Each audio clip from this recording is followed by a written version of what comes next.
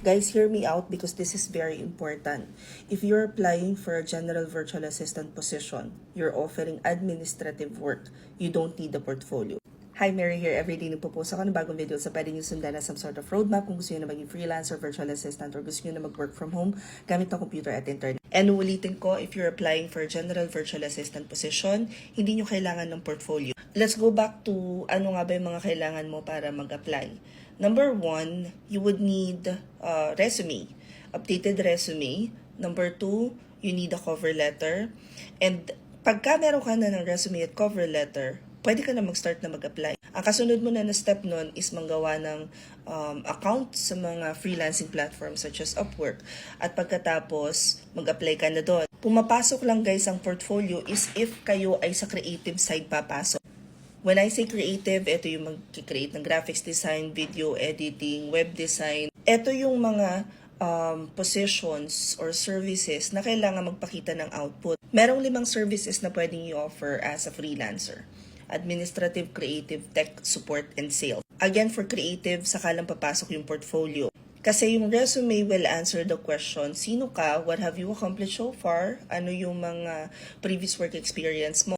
Cover letter should answer the question, why should we hire you? Meanwhile, yung portfolio would be to answer the question, what would my experience be like if I take you as halimbawa social media manager or a video editor or graphics designer? And I'm not gonna get tired reminding everyone na stop overthinking kasi sa dami ng kinukonsume ninyong videos dito sa TikTok, sa dami ng napapanood yung video sa YouTube, masyado na kayong nako-confuse to, nag-overthink na kayo na hindi pa man lang kayo nagde-take ng first step, nandun na kagad kayo sa step 10. Halimbawa, ang gawin ninyo, magawa kayo ng resume, magawa kayo ng cover letter. Pag meron na kayong nakahanda na resume at cover letter, pumunta na kayo sa mga platform.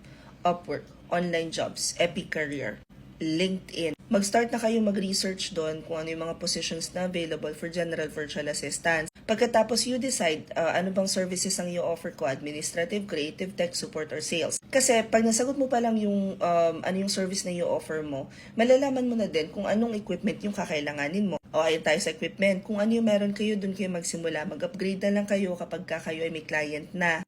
Again, stop overthinking and just start taking it one step at a time.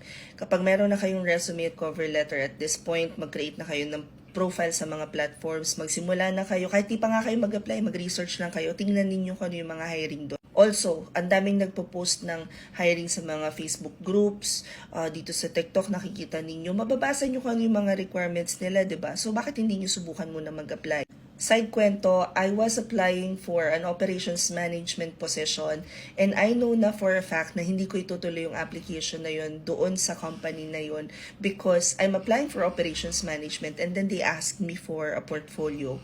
Alam ko doon palang may problema na yung business. While it's good to have skill and market awareness, na alam mo yung nangyayari sa paligid mo at alam mo yung mga possibility na pwedeng hingin nila sa'yo, you can't stop by just doing your research. Kailangan, pag may natututunan kayo bago ina-apply ninyo. Hope this provides a little more clarity.